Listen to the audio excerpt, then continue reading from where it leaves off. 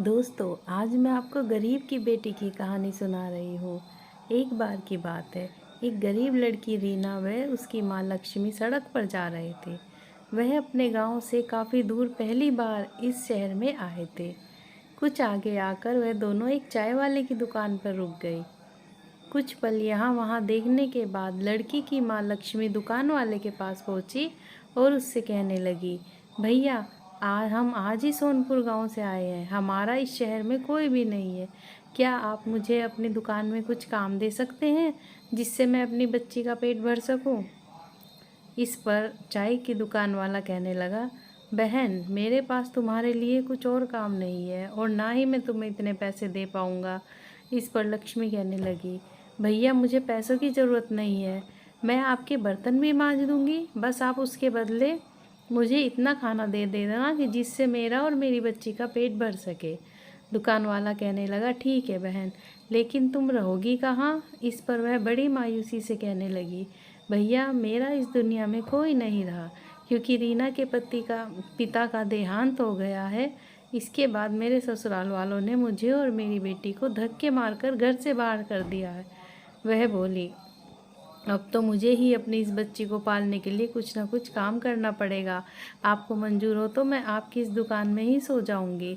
सुबह जब तक आप अपने घर से आएंगे तब तक मैं आपकी दुकान में झाड़ू पोछा व बर्तन साफ कर दिया करूंगी। इसके बदले आप बस मेरी बेटी को कुछ खाने को दे दिया करना।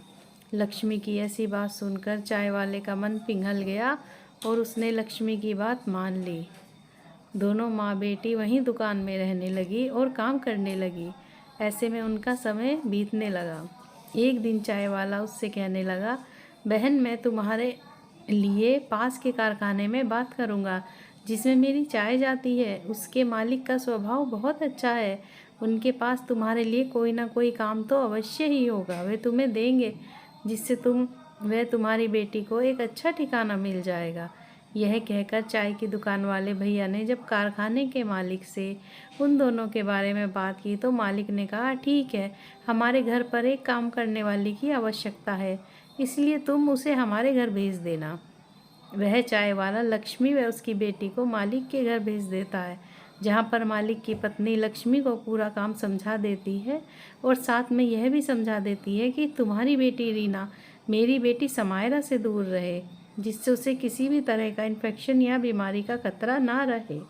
एक दिन लक्ष्मी रसोई में कुछ काम कर रही होती है, तभी अचानक उसकी बेटी रीना के चीखने की आवाज़ सुनाई देती है।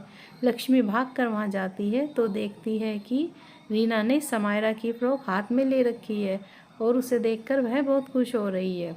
इतने में मालकिन भी वहां आ जाती है और लक्ष्मी व रीना को डांटने लगती है।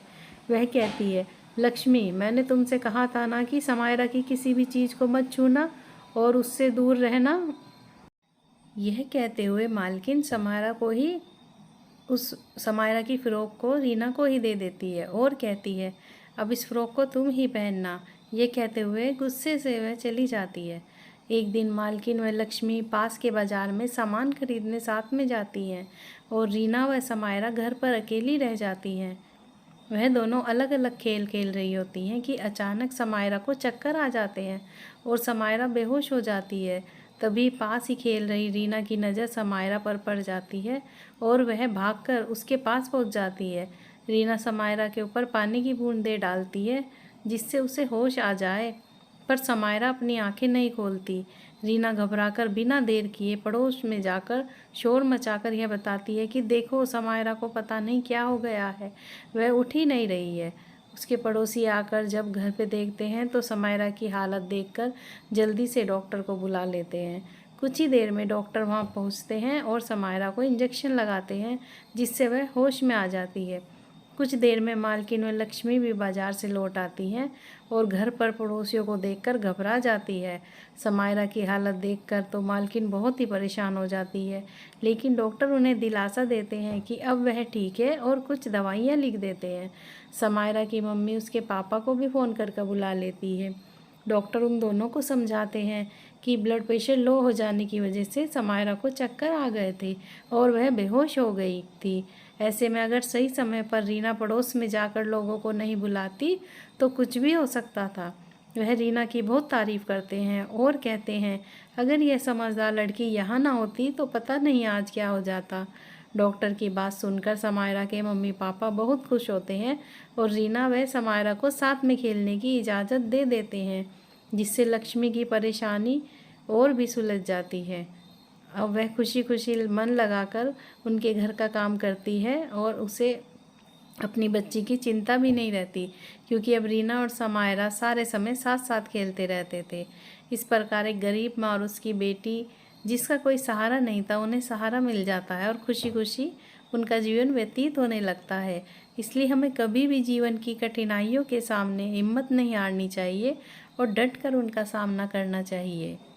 दोस्तों, अगर आपको ये कहानी अच्छी लगी हो तो लाइक शेयर कमेंट ज़रूर करें और सब्सक्राइब भी ज़रूर करें। Thanks for watching.